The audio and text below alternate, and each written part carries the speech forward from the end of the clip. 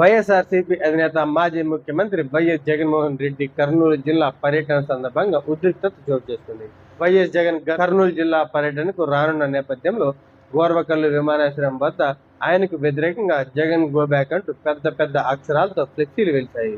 ఎస్సీలపై దౌర్జన్యం చేసిన ఎమ్మెల్యేని పరామర్శించడానికి రావడానికి సిగ్గు లేదా అని, అలాగే డిఎస్సి అంశంపై చర్చించడానికి అసెంబ్లీ రావాలి అని డిమాండ్ చేస్తూ ఈ ఫ్లెక్సీలను ఏర్పాటు చేశారు. ఇవి కొన్ని వార్తా కథనాల్లో రావడం తీవ్ర రాజకీయ చర్చకు దారితీసింది. విమానాశ్రయ పరిసరాల్లో కలకలం రేపిన ఈ ఫ్లెక్సీలను పోలీసులు వెంటనే తొలగించారు. ఎలాంటి అవాంఛనీయ ఘటనలు జరగకుండా భారీ ఎత్తున బందోబస్తులు ఏర్పాటు చేశారు. అక్రమ కేసులో అరెస్టై కర్నూలు జిల్లా జైల్లో ఉన్న ఆలూరు ఎమ్మెల్యే విరూపాక్షని ములాఖాత్ ద్వారా కలిసి ధైర్యం చెప్పేందుకు జగన్ ఈ పర్యటన చేపట్టారు.